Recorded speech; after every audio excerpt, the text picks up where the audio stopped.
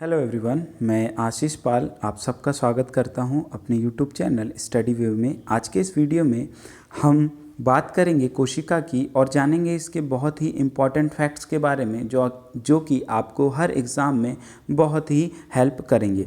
तो चलिए स्टार्ट करते हैं। देखिए, पहला, डीएनए में होते हैं एमिनो एसिड, पेप्टाइड्स, पेप्टोन्स और न्यूक्लियोटाइड्स। तो इसका जो सही आंसर होगा वो होगा न्यूक्लियोटाइड्स। डीएनए जो होता है वो पॉलीन्यूक्लियोटाइड के बने होते हैं और पॉलीन्यूक्लियोटाइड जो होते हैं बहुत सारे न्यूक्लियोटाइड के बने होते हैं। कोशिका में प्रोटीन का संश्लेषण का स्थान है माइटोकॉन्ड्रिया, केंद्रक, राइबोसोम और केंद्रिका। तो इसका जो सही आंसर होगा वो होगा राइबोसोम। राइबोसोम में ही प्रोटीन का संश्लेषण होता है। नेक्स्ट क्वेश्चन, निम्नलिखित में किस में वास्तविक केंद्रक नहीं पाया जाता? हरा शैवाल, कवक, लाइकेन और जीवाणु। तो जो देखिए इसका जो आंसर है वो है जीवाणु। जीवाणु यानी कि बैक्टीरिया। बैक्टीरिया में एक वास्तविक केंद्रक नहीं पाया जाता है। सेल कुछ इस तरह से होता है और सेल में एक लिक्विड जैसी संरचना होती है, ठीक है, और यहाँ पर एक केंद्रक होता है और उसके केंद्रक को एक केंद्रिका झिल्ली प्रोटेक्ट कर रही होती है। पर ऐसा सेल जहाँ पर केंद्रक झिल्ली या तो अपरिपक्व हो या ना हो, डीएनए मटेरियल कहीं भी बिखरा हुआ हो, जैसे कि बैक्टीरिया हो, इसमें डीएनए मटेरियल कहीं भी बिखरा रहता है और यहाँ पर एक जो झिल्ली होती है, केंद्रक झिल्ली, वो नहीं होती है। तो इसलिए हम इसको बोलते हैं एक वास्तविक केंद्रक नहीं पाया जाता और ये ऐसे सेल प्रोकैरियोटिक सेल कहलाते हैं। नेक्स्ट क्वेश्चन की बात करते हैं। सबसे लंबी कोशिका है, तो सबसे लंबी कोशिका देखिए तंत्रिका कोशिका, पेशी कोशिका, अस्थि कोशिका या डेंड्रॉइड्स। तो इसका जो आंसर है वो है तंत्रिका कोशिका। राइबोसोम किसके बने होते हैं? तो राइबोसोम डीएनए प्लस प्रोटीन के, केवल डीएनए के, आरएनए प्लस प्रोटीन या आरएनए और डीएनए के बने होते हैं। तो जो इसका सही आंसर है वो है आरएनए और प्रोटीन के बने होते हैं। कोशिका सेल शब्द किसने दिया? तो कोशिका और सेल शब्द Leeuwenhoek, Robert Hooke, Robert brown या फ्लेमिंग। तो जो कोशिका सेल शब्द है वो दिया है रॉबर्ट हुक ने। रॉबर्ट हुक ने एक कॉर्क के टुकड़े पर कोशिका की खोज की थी। लाइसोसोम आत्महत्या की थैली है क्योंकि उसमें है जल अपघटक एंजाइम, परजीवी क्रियाएं, भोज रिक्तिका, अपचयी एंजाइम। तो इसका जो आंसर होगा जल अपघटक एंजाइम, जिसको हम हाइड्रोलिटिक एंजाइम भी कहते हैं, तो जो हाइड्रोलिटिक एंजाइम है, इसी एंजाइम के कारण जब कोशिका में लाइसोसोम फटता है तो ये अपनी ही कोशिका को खा लेता है और इस वजह से इसको आत्महत्या की थैली भी कहा जाता है। कोशिका का पावर हाउस कौन है? क्लोरोप्लास्ट, माइटोकॉन्ड्रिया, गोल्जी काय और न्यूक्लियोलस। तो जो इसका सही आंसर है वो है कोशिका का जो पावर हाउस होगा वो होगा माइटोकॉन्ड्रिया। याद रखिएगा कि रिचर्ड ऑल्टमैन ने माइटोकॉन्ड्रिया की खोज की थी, बट एक वैज्ञानिक है सी बेंडा, इनका नाम याद रखिएगा, सी बेंडा, इन्होंने ही कोशिका में जो माइटोकॉन्ड्रिया होता है उसका नाम माइटोकॉन्ड्रिया रखा। नेक्स्ट क्वेश्चन है, जो ईस्ट है वो प्रोकैरियोटिक है, यूकैरियोटिक है, एक कोशिकी है या बहुकोशिकी है? तो ईस्ट जो है वो एक यूकैरियोटिक है, एक यूकैरियोटिक कोशिका है। अब देखिए क्या होता है, किसी भी सेल में जिसमें एक केंद्रक पाया जाता है और उसके ऊपर केंद्रिका झिल्ली होती है, साथ में यहाँ पर लिक्विड होता है, ये होता है साइटोप्लाज्म। तो केंद्रक और केंद्रिका झिल्ली एक पाई जाएगी, वो एक परिपक्व कोशिका कहलाती है और इसी को बोला जाता है एक eukaryotic cell, eukaryotic cell. Next, सभी कवक सदैव होते हैं स्वपोषी, विविधपोषी, परजीवी या मृतोपजीवी। तो जो सभी कवक होते हैं वो होते हैं मृतोपजीवी, क्योंकि यह मृत जीवों के ऊपर ही उगते हैं और उन्हीं मृत जीवों के कार्बनिक पदार्थ से अपना भोजन का निर्माण करते हैं। कवकों में संचित भोज्य प्रायः होता है, तो मंड लिपिड, प्रोटीन या ग्लाइकोजन या तेल का। तो इसका जो सही आंसर है वो है ग्लाइकोजन या तेल। कवकों में जो भोजन है वो प्रायः ग्लाइकोजन के रूप में संचित होता है। आरएनए की संरचना में डीएनए में उपस्थित थाइमिन के स्थान पर होता है एडेनिन, गुआनिन, साइटोसिन या यूरेसिल। तो देखिए जो डीएनए होता है उसमें जो एडेनिन है उसके साथ में होता है थाइमिन और साइटोसिन के साथ में होता है आपका गुआनिन, ATCG। ये याद रखिए। पर ये किसका है? डीएनए का है। डीएनए AT यानी एडेनिन के साथ है थाइमिन और यहाँ पर साइटोसिन के साथ है गुआनिन। लेकिन जो आरएनए है उसमें यहाँ एक ही स्थान पर यहाँ थाइमिन जो थाइमिन है एक ही स्थान पर यहाँ पे थाइमिन आना चाहिए था, पर यहाँ पर आता है यूरेसिल। ठीक है, चलिए। निम्नलिखित में से कौन सबसे छोटा जीव है? विषाणु, जीवाणु, यीस्ट या माइकोप्लाज्मा? तो याद रखिएगा माइकोप्लाज्मा जो है वो सबसे छोटा जीव है।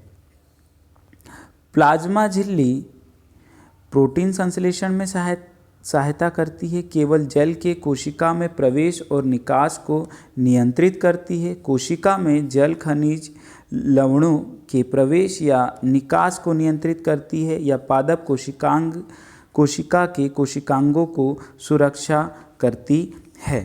तो जो इसका जो दोस्तों आंसर है वो है सी, कोशिका में जल, खनिज, लवणों के प्रवेश या निकास को नियंत्रित करती है प्लाज्मा झिल्ली। इलेक्ट्रॉन सूक्ष्मदर्शी का उच्चतम आवर्धन होता है तो 2000 गुना, ये 20 लाख गुना या 20,000 गुना या 2 लाख गुना। इलेक्ट्रॉन सूक्ष्मदर्शी का सूक्ष्मतम आवर्धन होता है तो ये होता है 2 लाख गुना।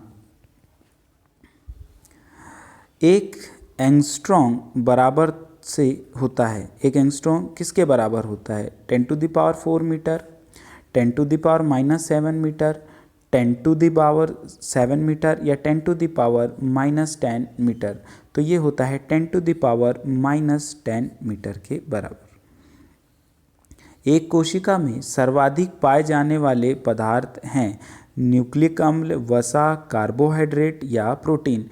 तो एक कोशिका में जो सर्वाधिक पदार्थ पाया जाता है वो पाया जाता है प्रोटीन, और प्रोटीन के द्वारा ही सेल के निर्माण में सहायता मिलती है।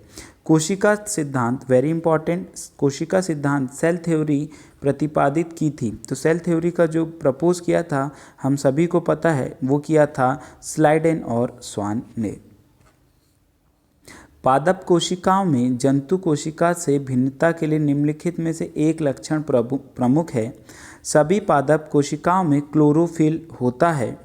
पादप कोशिकाओं में केवल स्मूथ ER होता है, या पादप कोशिकाओं में कोशिका भित्ति सेलुलोज की बनी होती है और पादप कोशिकाएं विशिष्ट नहीं होती। तो जिसका आंसर होगा वो होगा सी, पादप कोशिकाओं की कोशिका भित्ति सेलुलोज की बनी होती हैं। यदि कोशिका के राइबोसोम्स नष्ट कर दिए जाएं तो क्या होगा? प्रकाश संश्लेषण नहीं होगा, श्वसन नहीं होगा, वसा संचयन नहीं होगा या प्रोटीन संश्लेषण नहीं होगा। तो जो इसका आंसर होगा वो होगा डी, प्रोटीन संश्लेषण नहीं होगा। न्यूक्लिक अम्ल किस में होते हैं? केंद्रक में, कोशिका द्रव में, केंद्रक और कोशिका द्रव्य में या केंद्रक और राइबोसोम में। तो ये होता है केंद्रक और कोशिका द्रव्य।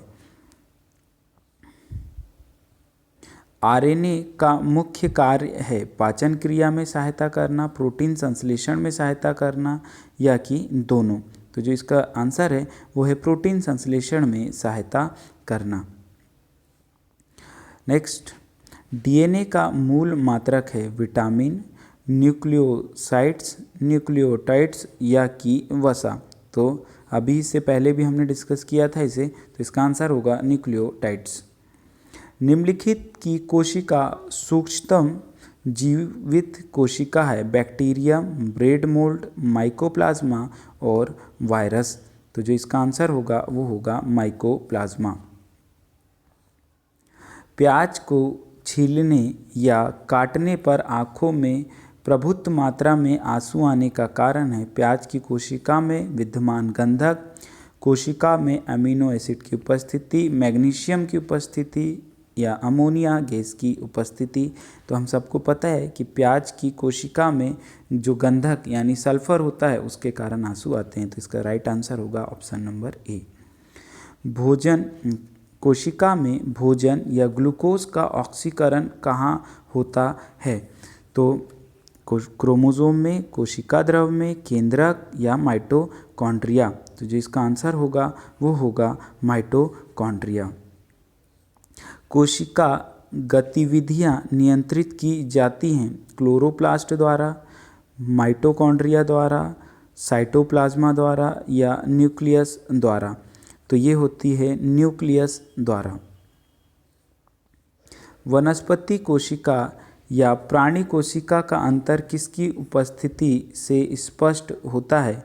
कोशिका भित्ति, माइटोकॉन्ड्रिया, केंद्रिका या प्लाज्मा कोशिका। तो जो इसका आंसर होगा वो होगा कोशिका भित्ति, क्योंकि सेल वॉल जो होती है वो सिर्फ प्लांट सेल में पाई जाती है, एनिमल सेल में कोशिका भित्ति नहीं होती है।